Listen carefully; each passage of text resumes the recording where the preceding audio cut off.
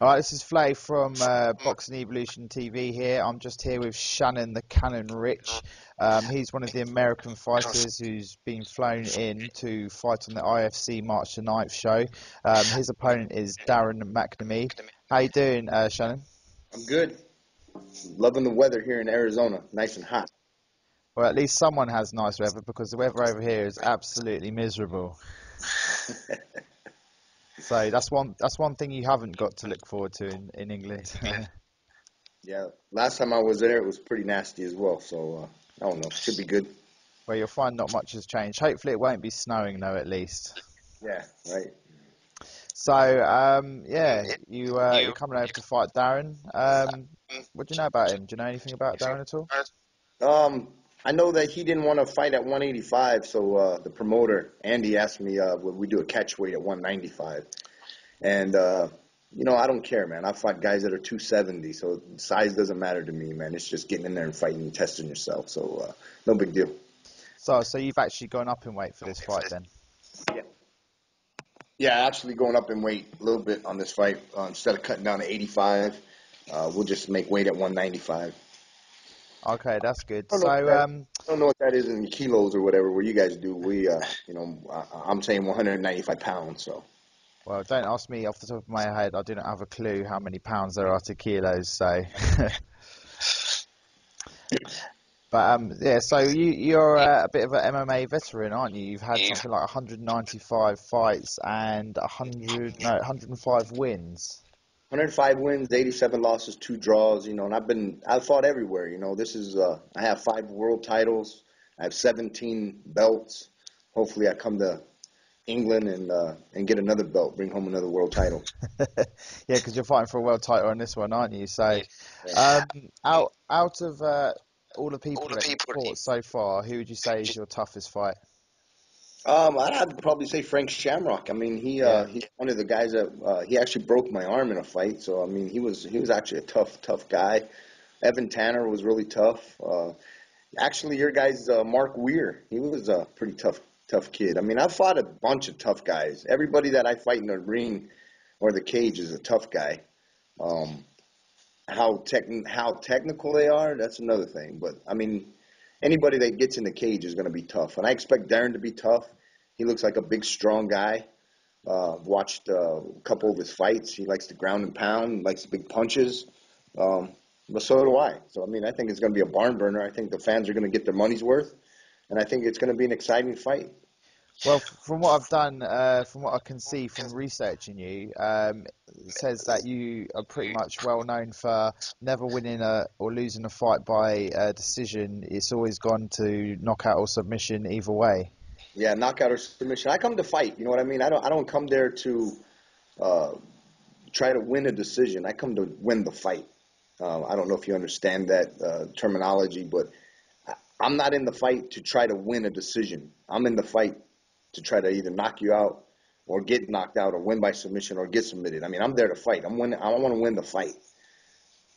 You want a clear decision on who's won that. That you don't want no people making their minds up on the outcome of it. Yeah, absolutely. Do you think your experience will give you any advantage over Darren? Your experience is always going to give you an advantage. I fought in the biggest shows in the world. I fought in Pride. I fought in K1. I fought in Pancras. I fought in front of, 60, 70,000 people's live main event, pay-per-view. And then again, I fought in back alley bars, and I fought in, little bullfighting arenas in Mexico where they had the chicken fights, the dog fights, the people fought, and I fought in Russia. I mean, a fight to me is a fight. It doesn't matter. Experience, yeah, he's a tough guy. I'm a tough guy. I'm just going to come out there and try to punch him in the face as hard as I can, as many times as I can. So he says that you're coming to his house, to his front door. You've got to respect him. Are you going to be showing him the respect on the night, or are you going to be... I'm always a respectful guy. I'm not the guy who likes to talk shit. I mean, I'm the guy who... I come to fight. He's a professional. I'm a professional. We're both training hard. I'm coming to fight. I'm not coming to disrespect him and by any means. Actually, after the fight, I'll probably buy him a beer. Win, lose, or draw, I want to be his friend. He seems like a good guy. He stepped up when two other opponents backed out. They didn't want to fight me. My hat's off to him. He seems like a very good guy, nice guy. Um, I'll be his friend before the fight, after the fight. During the fight, I'm going to try to punch his face in. Just a job, man.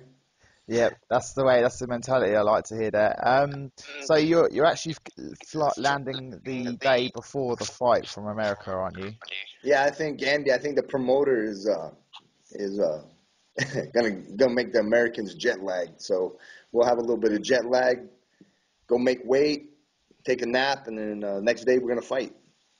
Do you think Andy doesn't want to see the belts go back to America? Do you reckon That's that's right. part of his strategy? He wants to keep them in London or England.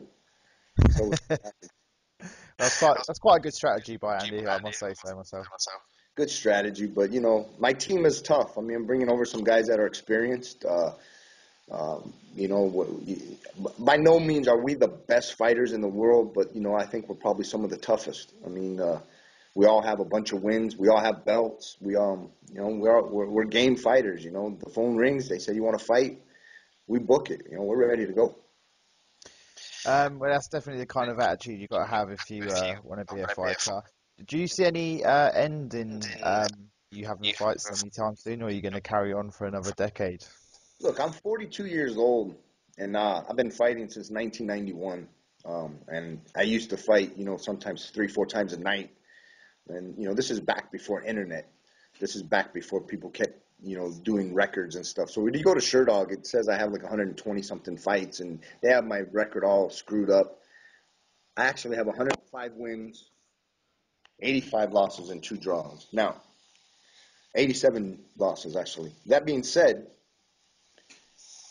I'll fight anybody, anywhere, anytime. I just like to keep testing myself. Being that I'm 42 years old, no injuries, I'm ready to go. I'm in great shape. Yeah, I could probably fight another 5, 10 years. I'm not gonna set a time. I'll quit fighting when the promoters quit asking me to fight. Okay, so you're going to stop fighting when the promoters ask you, not when your body tells you it's time to stop. Well, my body's telling me I'm good to go. So I Yeah. mean, right now, I feel just as good as I did when I was in my 20s. So actually, I'm better. I think I'm in my prime right now. Well, in that case, why stop if you're enjoying it and you're still fit as you were when you were younger? Then why stop? Yeah, man, I have a good time. I get to travel. I take my wife all over the world. Been to, London, Amsterdam, Holland, Puerto Rico, Russia, China, Hawaii. I mean, we've been everywhere. So I love it. Where else can you go get paid to punch somebody in the face and also see the sights? Well, there you go. What you can't really argue with that, can you? Can't argue. I think I've noticed this with a lot of older fighters. They just don't seem to want to give up, and fighters that do kind of retire, they seem to end up doing drugs or becoming alcoholics or something like that. There just seems that there's something you can't replace the buzz of being a fighter, really, can you?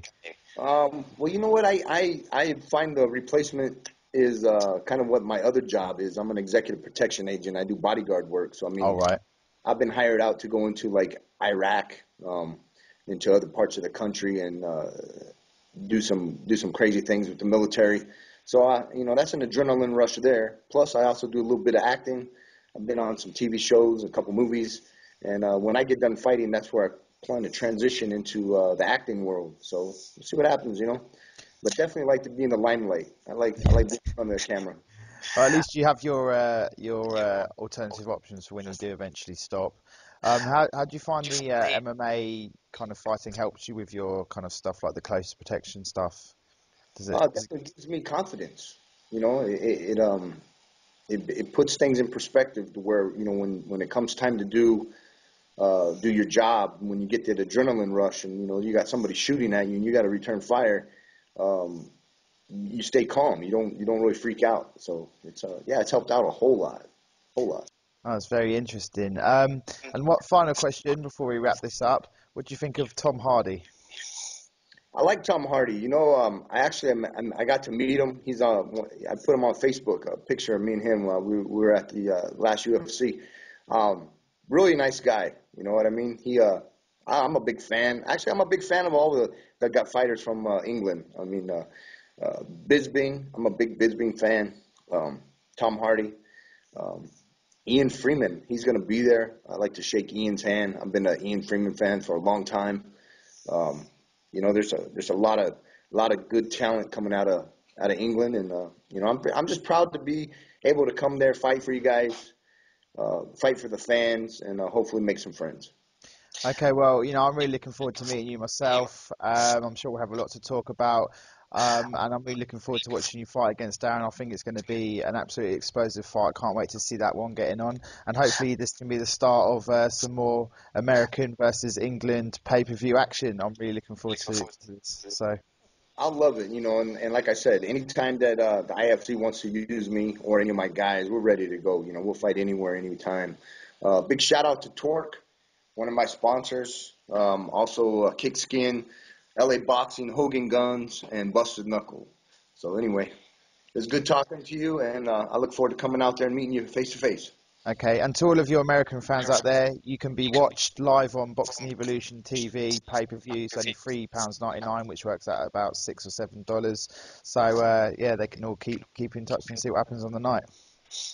All right, sounds good. Okay, nice talking to you, Shannon, and we will see you on the 9th. All right, buddy. We'll talk to you later.